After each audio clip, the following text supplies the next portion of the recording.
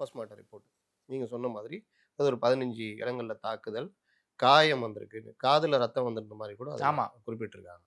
அப்ப இது எல்லாம் சாதாரணம் இல்ல. அதே மாரி இந்த பேட்டிகள்ல பார்க்கும்பொழுது, இவர்கள் கோயிலுடைய பகுதி கூட்டு போனது, அதை எல்லா பெண்களும் பார்த்துருக்காங்க. அவங்க பார்த்துட்டு இல்லாம சிசிடிவி இருக்கு பாருங்கன்னு காமிக்கிறாங்க. அப்புறம் போட்டு அடிக்கிற சவுண்டெல்லாம் கேட்டு நாங்க போனப்போ எங்கள விரட்டி விட்டாங்க. முதல்ல நடத்தி கூட்டு போனாங்க. வேன்லேருந்து இறக்கி வரும்போது ஆட்டோல தூக்கி போட்டு ஆட்டோல எடுத்துட்டு போனாங்க. அப்ப இது எல்லாம் நேரடி சாட்சிகள் பல இது. தம்பிய கூட்டு போய் கூட வச்சு அடிச்சிருக்காங்க. அவரு ஒரு சாட்சி. இந்த சாட்சிகளை பிறல் சாட்சியாக்குற முயற்சிகளும் நடக்கும். ஆனா, இதில என்ன டெவலப்மெண்ட் நல்ல விஷயம் என்னன்னா, உயர்நீதிமன்றத்தில வழக்கு போகுது.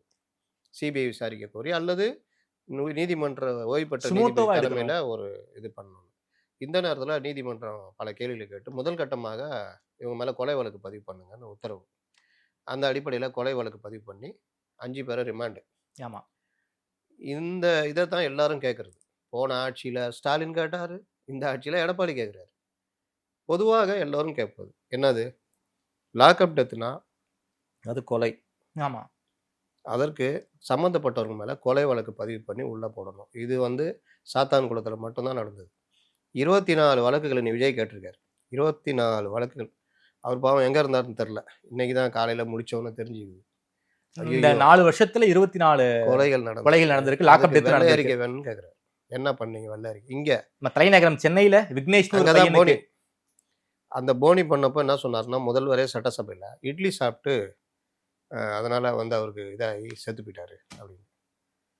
அது ஹத்ராஸ் மாரி முடிஞ்ச 2 நாள்ல போஸ்ட்மார்ட்டம் அறிக்கை வருது. 13 இடங்களில் இதே போல கடுமையாக தாக்கப்பட்ட காயங்கள் இதெல்லாம். சார் ஹாத்ராஸ் மாதிரி போலீஸ வச்சுக்கல சார் பாடி எரிச்சாங்க. மிரட்டி உடனடியாக நீங்க இது பண்ணணும். அப்ப இந்த மாதிரி விவகாரங்கள்ல எந்த அரசு வந்தாலும் காவல்துறைக்கு சாதகமா பேசுறதும், சில கீழ இருக்கிற காவலாளிகள், காவல்துறையினர் அவர்கள் குடுக்குற அறிக்கை, அத வச்சுக்கிட்டு முதல்வர் சட்டசபையில படிக்கிறதும் எல்லா ஆட்சியிலும் நான் பார்த்துருக்கேன். இந்த ஆட்சியிலும் அது தொடர்ந்தது. இந்த ஆட்சியில தொடர்ந்ததுன்னு நான் ஏன் சொல்றேன்னா, நீங்க எப்படி வந்தீங்க? 2017லேருந்து நீங்க லாக்அப் டெத்து பல விஷயங்கள்ல நீங்க பேசின பேச்சு இது எல்லாமே எழுதி கொடுக்கப்பட்டதா? அந்த ஒரு கேள்வி வரும்ல. உள்ளார்ந்த உளப்பூர்வமாக பேசியிருந்தா, நீங்க ஆட்சிக்கு வந்த பிறகு இன்னும் நம்ம ஆட்சியிலும் இதே தான் நடக்குதுன்னு சொல்லிட்டு லெஃப்ட் ரைட் வாங்கியிருப்பீங்க. குறைந்தபட்ச நடவடிக்கை வந்திருக்கும். இன்னைக்கும் இந்த கொலை வழக்கு பதிவு நீதிமன்றம் உத்தரவிட்டு பண்றத நேத்து பண்ணியிருந்தா?